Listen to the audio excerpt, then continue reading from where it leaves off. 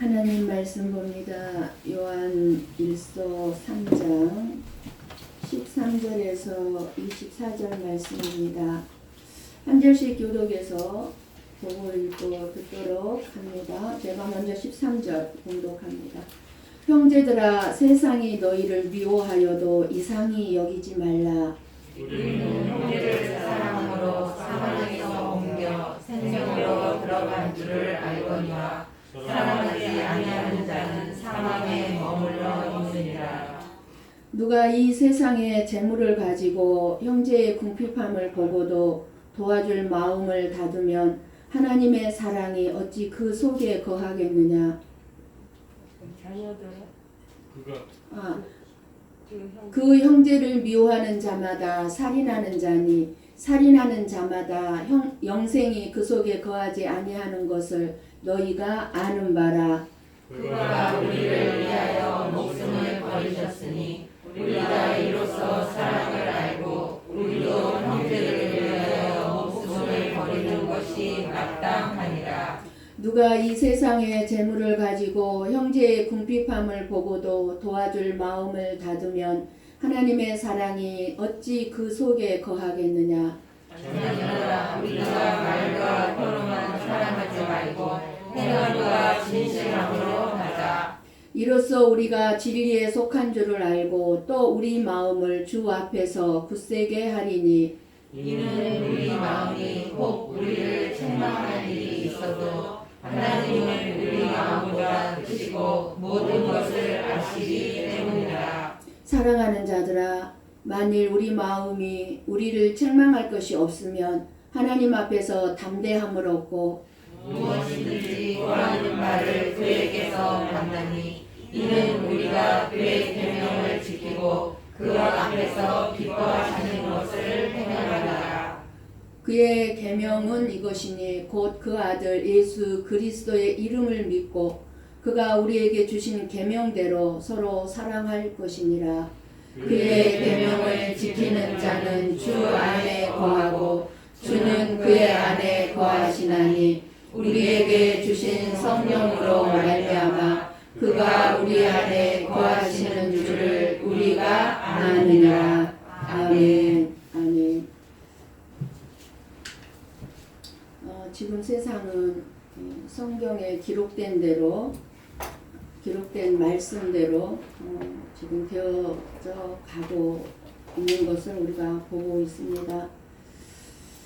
그러한 때에 여러분은 오늘 보이지 않는 하나님 나라에 대한 소망과 기대감을 가지고 나오셨는지요?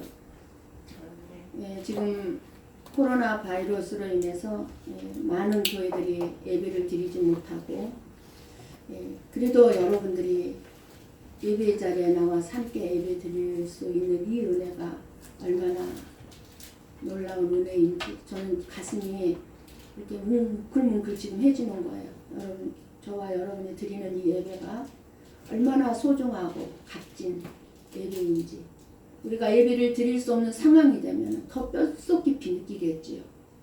뼛속 깊이 우리가 그동안 드렸던 예배가 얼마나 축복된 일이었는지를 아마 예배를 정말로 드릴 수 없는 상황이 온다면 알게 되지 않을까 그런 생각을 해보면서 오늘 예배를 정말 하나님이 받으시고 또 우리가 왜 나와서 예배를 드립니까? 하나님의 나라에 대한 소망과 기대감을 가지고 우리는 예배를 드려야 되는 줄 믿습니다.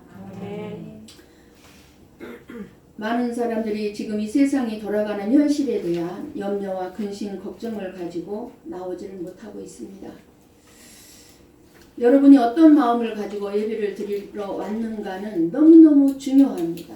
예배를 드리러 나올 때 집에서부터 준비하고 출발할 때 어떤 마음으로 예배를 드리기 위해서 나오셨습니까? 그저 습관적으로 가야 되니까 아무 생각 없이 교회로 달려 나오시지는 않았습니까? 왜 이렇게 어떤 마음을 가지고 예배를 드리러 나오는 것이 중요할까요? 오늘 또 우리가 예배 가운데 듣게 될 하나님의 말씀은 보이지 않는 하나님의 나라를 소망하게 하고 또 우리가 이 세상을 살아가는 삶 속에서는 사랑하는 삶을 대해서 살아가는 삶에 대해서 말씀하고 있기 때문입니다. 그런데 저와 여러분의 마음이 하나님의 나라에 대한 소망을 갖고 나오는 것이 아니라 지금 돌아가고 있는 현실의 삶에 매여 있는 마음의 상태라면 하나님의 말씀은 저와 여러분의 마음에 들리지도 않을 것이고 듣고 싶지도 않은 말씀이라고 여길 것이고, 그리고 현재 여러분의 마음에는 전혀 들을 가치가 없는 말로 생각될 것이기 때문입니다. 저는 하나님의 말씀을 그대로 전하는 것으로 저의 사명은 끝납니다.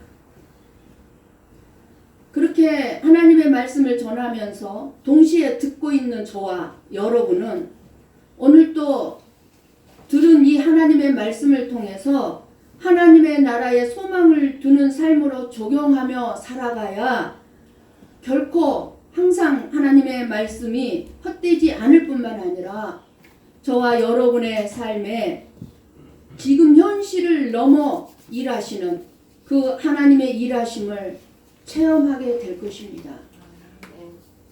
저와 여러분은 하나님의 은혜와 사랑이 없으면 살 수 없는 사람들입니다. 여러분, 이 세상을 한번 보시고 생각해 보시기 바랍니다. 어느 것 하나 하나님의 소유가 아닌 것이 없고 지금 일어나고 있는 모든 일들이 하나님의 허락하심 없이는 일어날 수 없는 일들임을 우리는 알아야 합니다. 세상이나 세상 사람들은 하나님에 대해서 관심이 없고 보이지 않는 하나님의 나라에 대해서도 더 관심이 없고, 우리들을 오히려 뭐라고 생각합니까? 어리석고 무지한 사람으로 여기는 것은 당연한 일인 것입니다. 그들이 생각하는 것이 정당하다는 것이 아니라 세상 사람들은 멸망받을 자들이기 때문에 당연히 그렇게 생각하는 것입니다. 하지만 적어도 교회에서만큼은 하나님의 나라에 대한 말씀이 저와 여러분에게 기쁨이 되어야 하고, 말씀을 소망 가운데 들어야 하고, 주님의 재림을 기다리는 모습이 저와 여러분의 삶에서 있어야 한다는 사실입니다. 그런데 세상 사람들에게 무시당하는 천국, 영원한 생명, 부활, 재림을 교회에서도 기다림이 없고 무시를 당하고 있다면 교회가 아닌 것입니다.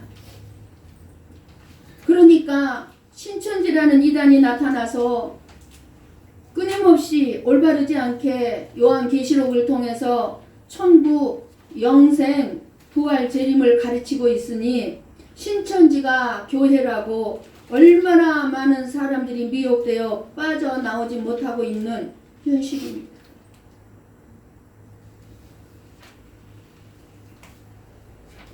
온 나라가 신천지가 이단이라는 것을 사기적으로 사기를 쳐서 전도를 하고 있다는 사실을 뉴스를 통해서 그렇게 나오고 있지만 신천지에 들어가 있는 사람들은 꿈쩍도 하지 않습니다. 세상 사람들이 말하는, 예수 믿는 사람들이 하는 말을 세 가지가 있는데, 예수 믿는 사람들이 세 가지가 있는데 세상 사람들은 그 예수 믿는 사람들이 하는 세 가지 말을 다 거짓말이라고 한답니다. 3대 거짓말이 있다고 합니다. 예수 믿는 사람들이 하는. 예수 믿는 사람들이 하는 첫째 거짓말은 하나님이 살아 계신다는 말이 세상 사람들은 거짓말이라고 합니다. 우리는 끊임없이 어디를 간 하나님은 살아 계시다고 말을 합니다. 그런데 세상 사람들은 그것이 첫 번째 거짓말이라는 거예요. 왜요? 왜 그럴까요? 하나님이 정말 살아 계신 분이라면 오늘날 하나님을 믿는다는 수많은 사람들이 어떻게 저렇게 하나님이 계시지 않는 것처럼, 하나님이 보시고 계시지 않는 것처럼 거짓말하고 싸우고 양심을 속이며 살 수가 있느냐는 것입니다.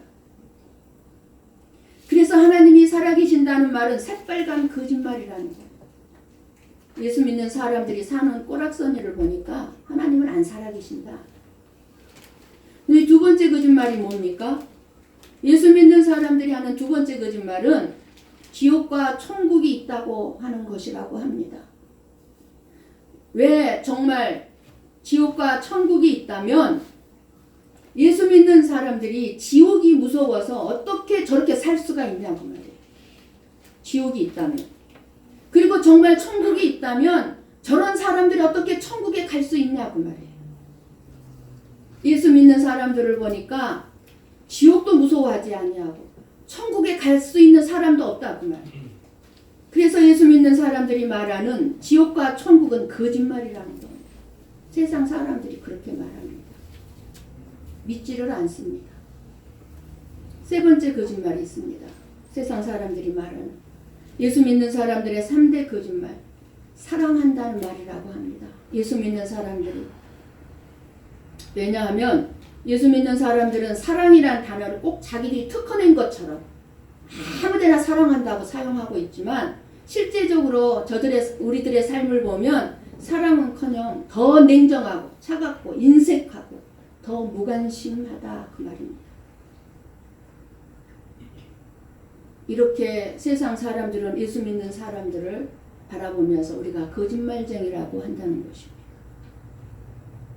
저와 여러분은 무엇 때문에 신앙생활을 하시고 계시고 어떻게 신앙생활을 하시고 계십니까? 우리를 위하여 생명을 주신 예수님의 엄청난 사랑을 더 깊이 생각하게 하는 사순절입니다. 수직적으로는 주님과 올바른 관계를 맺고 사는 이렇게 성도는 반드시 나타나는 삶의 열매가 있는데 수평적으로 형제를 사랑하는 것이라는 말씀입니다.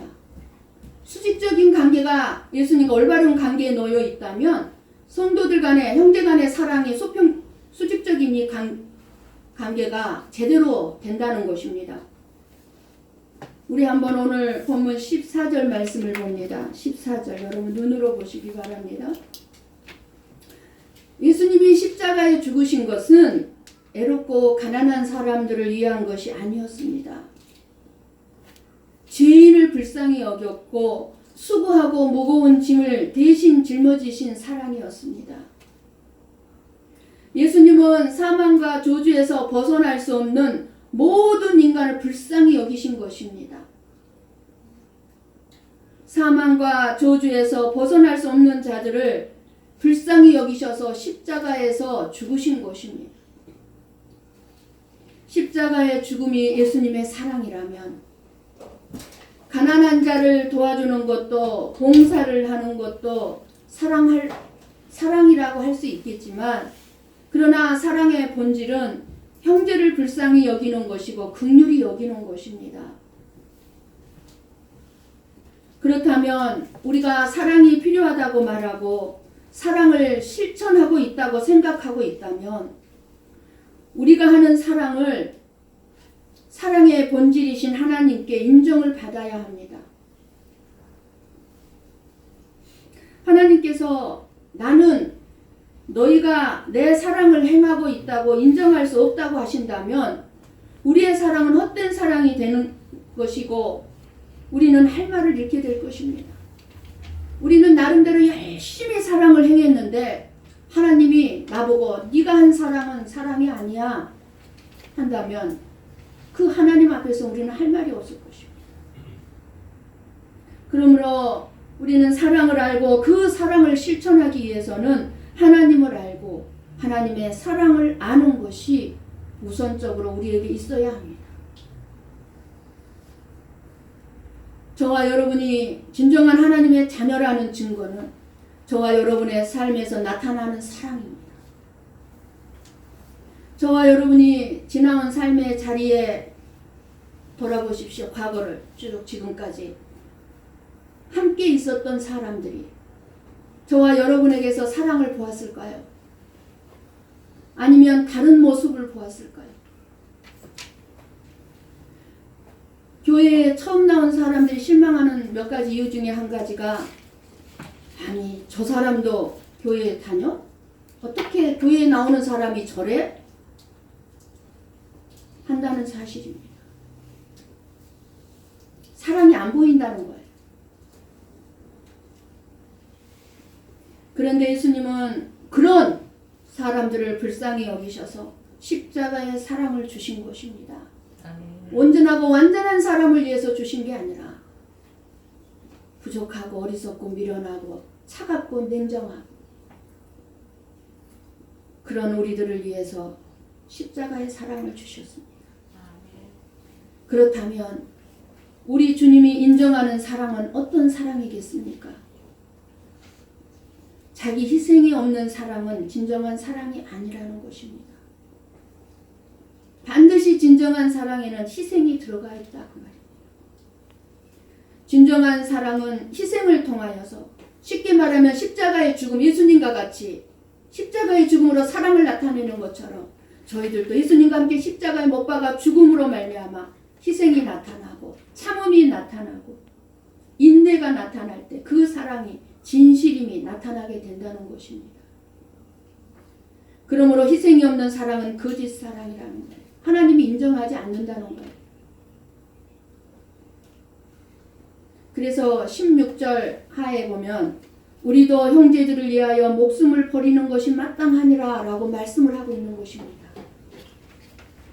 우리가 예수님처럼 불쌍한 자들을 위해서 목숨을 버릴 수는 없지만 이 말씀은 무슨 말씀이에요? 우리는 목숨을 버릴 수 없을지라도 희생은 우리가 해야 하는 희생은 목숨을 버리는 것만큼 힘들다는 것입니다. 그렇잖아요. 어떤 일이 일어났을 때 참는다 할 때 참는 것이 얼마나 힘듭니까? 그만큼 힘들다 그 말이에요. 우리가 형제를 사랑해야 하는 가장 큰 이유가 있습니다. 아니 형제를 사랑하는 것이 우리의 삶 속에서 드러나야 하는 이유가 있습니다. 17절의 말씀처럼 형제를 사랑하는 그 모습을 통해서 하나님의 사랑을 알고 있다는 것이 증명되기 때문입니다. 하나님을 사랑하는 사람이라면 우리는 끊임없이 하나님 사랑합니다. 그럽니다. 그렇게 고백하고 정말 사랑한다면 우리의 삶 속에서 이웃을 사랑할 수 있어야만 한다는 것입니다. 형제를 사랑할 수 있어야 한다는 것입니다. 하나님의 사랑을 알고 있다면 말입니다. 우리가 사랑하는 삶을 살기 원한다면 이웃과 형제를 위한 십자가의 죽음과 같은 그 죽음이 우리에게도 있어야 한다는 것입니다. 그 죽음은 바로 형제를 향하여 오래 참는 것이고 형제를 향하여 나의 유익만을 추구하지 않는 바로 즉 뭐를 얘기합니까? 희생을 말하고 있는 것입니다.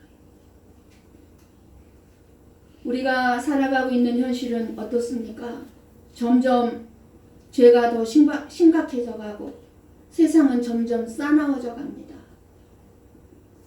그리고 죄는 죄를 낳고 점점 더 큰 죄로 커지면서 사람의 마음을 강팍하게 하고 황폐하게 하고 그러므로 말미암아 이 세상은 더욱더 파괴되어져 가고 있다는 사실입니다. 이런저런 이유로 세상이 점점 더 악해져 가고 점점 더 두려운 일들이 많아지는데 어떻게 하면 우리가 이런 세상에서 편안한 삶을 누릴 수 있겠습니까? 끊임없이 우리는 편안한 삶을 추구하고 있지만 누릴 수 없는 세상이 되어가고 있는 현실에서 우리는 부부간에나 형제간에 그리고 성도간에 그리고 이웃간에 아주 작은 것 하나를 양보하지 못함으로 아주 작은 것 하나를 참지 못함으로 사랑의 관계가 크게 깨지고 원수관계로 미워하는 경우가 너무나 많이 있습니다. 우리의 마음에 칼날을 세우고 살아가는 삶에서 얻어지는 것은 뭐이겠습니까? 스트레스와 멸망뿐이라는 사실입니다. 내 마음에 독을 품고 상대방이 없어지고 죽기를 바라지만 그러나 독을 품은 내가 먼저 죽게 된다는 사실을 우리는 알아야 합니다. 마음에 독을 품고서야 평안한 삶을 살 수 없게 된다는 사실입니다. 진정으로 지혜롭고 이기는 삶은 내가 받은 주님의 사랑을 생각하고 미운 사람을 위해서 더 축복 기도해주고 미운 사람에게 떡을 더 주는 것입니다. 미운 마음이 들면 더 떡을 주세요. 그러면 내 삶이 평안하고 편안한 잠을 잘 수가 있는 것입니다. 이것이 행함과 진실함의 사랑으로 드러나게 될 것입니다. 행하다 보면 하나님의 일하심을 체험하게 돼요. 내 마음이 기쁨으로 가득 차니 내 마음이 넓어집니다. 없어집니다. 미움이. 그래서 주님이 우리에게 진짜 진리의 말씀으로 비결을 말씀하고 계십니다. 로마서 12장 20절 21절 말씀을 우리 같이 보고 읽고 듣습니다. 같이 볼까요? 내 원수가 줄이거든 먹이고 목마르거든 마시게 하라. 그리함으로 내가 숯불을 그 머리에 쌓아 놓으리라. 악에게 지지 말고 선으로 악을 이기라. 아멘. 아멘. 여러분, 악을 이기는 것은요, 똑같은 방법으로 대해주는 게 아니에요. 선으로 악을 이기는 거예요. 떡 하나 더 주는 거예요. 죄악 세상에 대한 그 어느 것으로도 바꿀 수 없는 정답은 뭡니까? 오늘 말씀과 같이 사랑뿐이라는 것입니다. 우리가 다른 사람의 죄를 평가하는 도대체 나는 과연 선한 사람입니까? 다른 사람의 악함을 한탄하는 나는 과연 선한 사람입니까? 나는 선한 사람입니까? 선한 사람이어서 다른 사람의 죄를 평가하고 판단하고 악함을 한탄합니까? 우리는 똑같은 죄인이요. 죄인들이 사는 이 세상은 냉정하고 살벌할 수밖에 없습니다.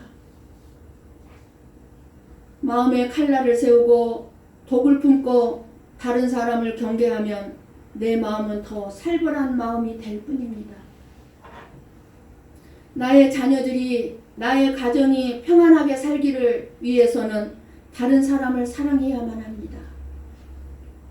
그러므로 내가 다른 사람을 섬기는 일은 그것이 결국은 내 가족과 내 자녀를 위한 일이요 평안한 삶을 살게 하는 것임을 알아야 합니다.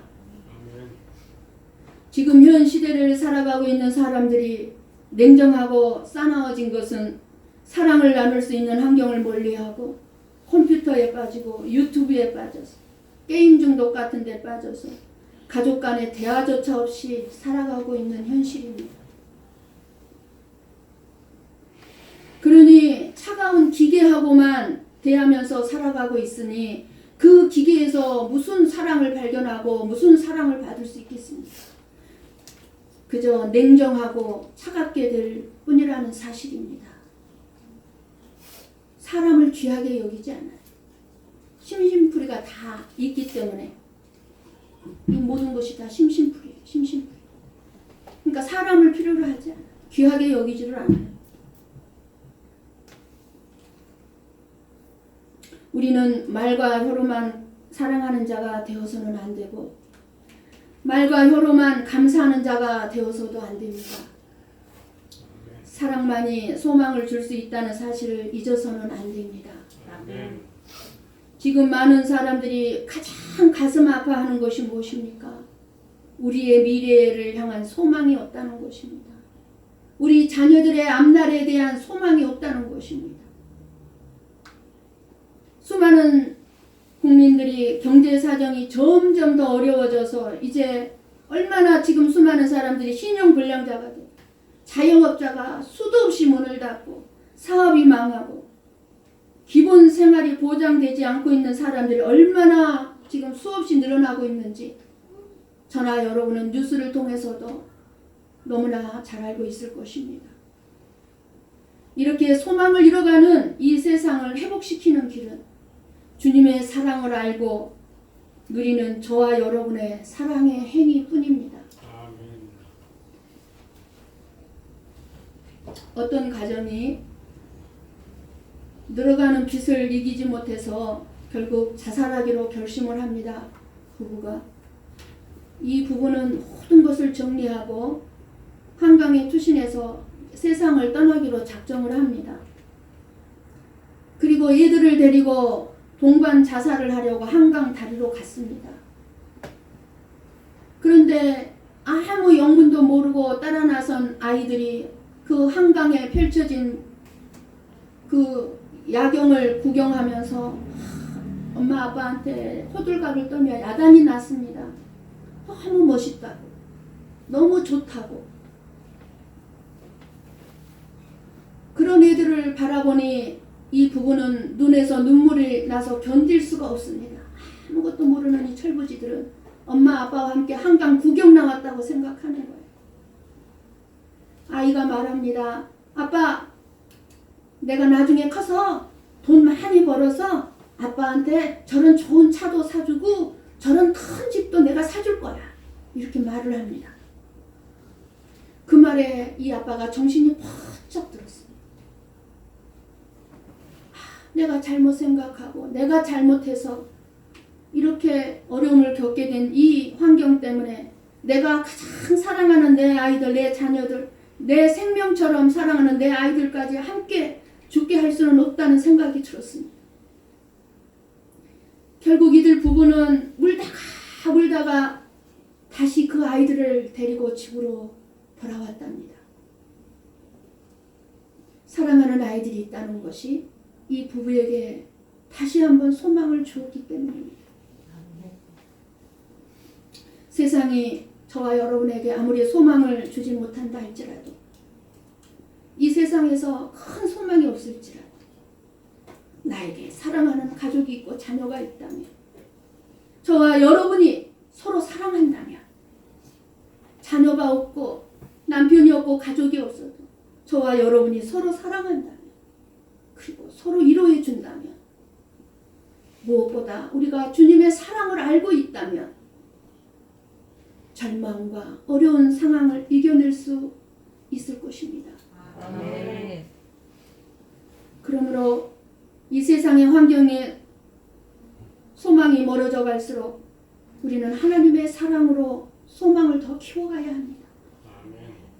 가난하고 건강하지 못해도 사랑하는 사람이 있다면 그것쯤은 견딜 수가 있을 것입니다. 21절, 22절 말씀을 눈으로 보시기 바랍니다.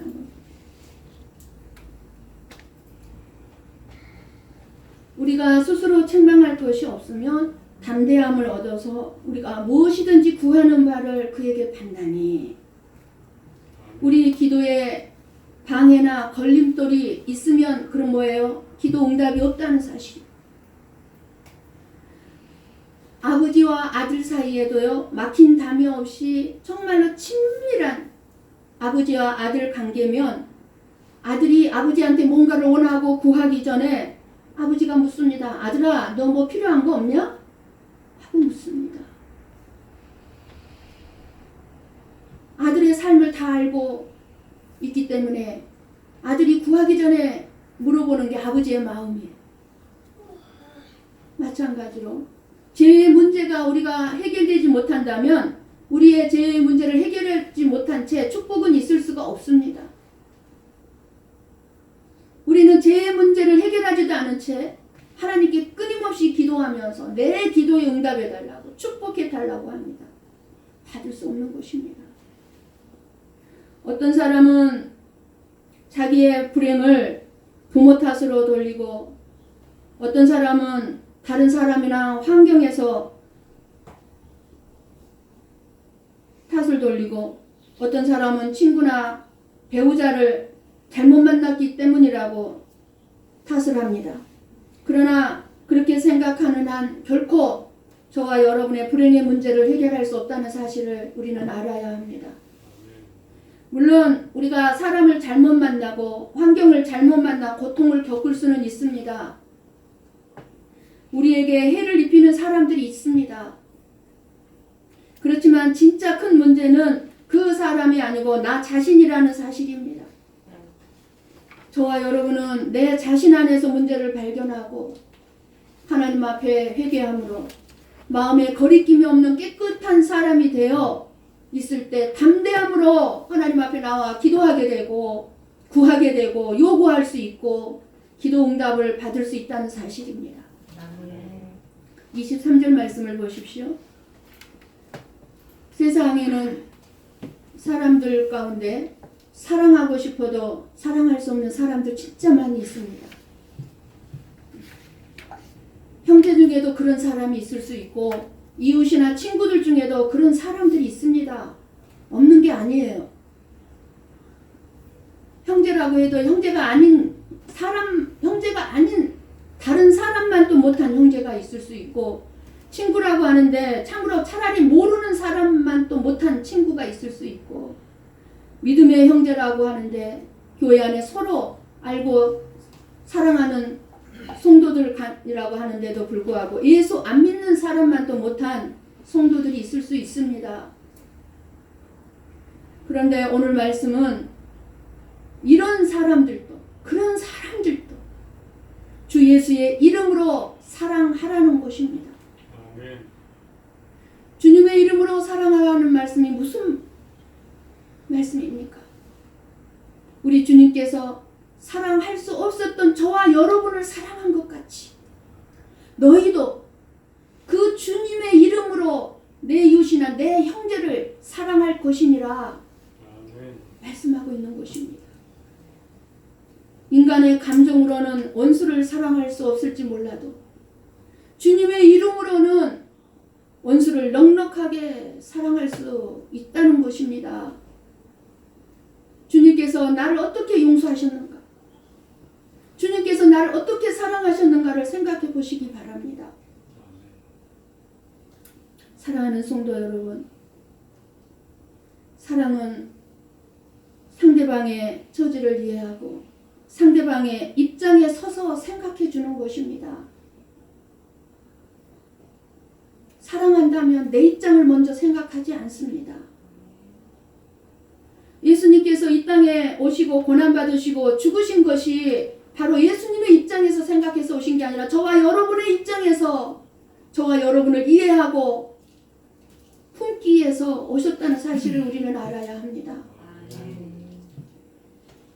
사랑하는 저와 여러분의 참으로 더럽고 추한 죄악 덩어리인 저와 여러분을 이해해 주시고 포기하지 않으시고 안아주시고 이끌어주시고 위로하시고 격려하시고 생명을 주시고 있다는 사실입니다. 저와 여러분이 상처 입고 아파하는 형제와 그리고 이 세상을 사랑하는 방법도 예수님에게서 배우라는 것입니다. 사랑을 실천할 때 저와 여러분 스스로 저와 여러분 속에 계시는 하나님을 보게 된다는 사실입니다. 아, 내 안에 하나님이 계시는구나. 하나님이 보여지는 거예요. 왜요? 나는 사랑할 수 있는 자가 못 되거든요. 그런데 사랑을 실천하게 되면 알게 되는 거예요.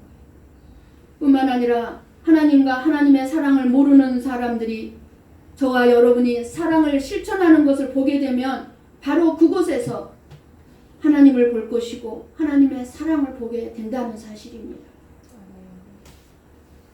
여러분들이 사랑할 수 없는 자들을 사랑하게 될 때 다른 사람들은 뭐를 보겠습니까? 그 모습을 보면서 하나님의 사랑을 본다는 거예요. 하나님을 본다는 거예요. 그 사람에게서.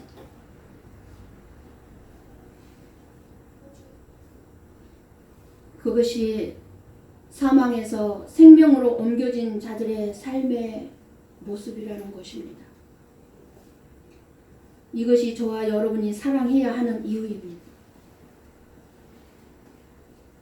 그러므로 하나님을 전혀 모르는 사람이 여러분을 통하여 하나님을 보게 될 때까지 하나님의 사랑을 전혀 받아본 적 없는 사람이 저와 여러분의 삶을 통하여 하나님의 사랑을 알게 될 때까지 사랑을 실천하는 저와 여러분이 되시기를 주님의 이름으로 간절히 축원합니다. 아멘. 기도하십시다.